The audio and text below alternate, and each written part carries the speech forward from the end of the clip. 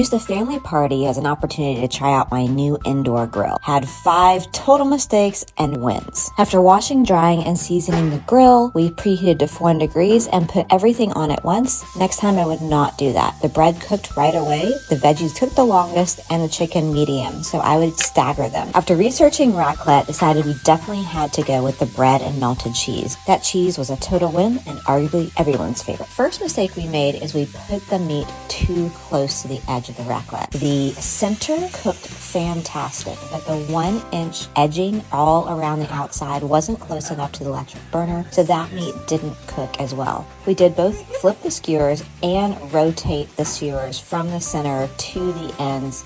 It was just those pieces that were the closest to the outside 1-inch perimeter that didn't cook as well.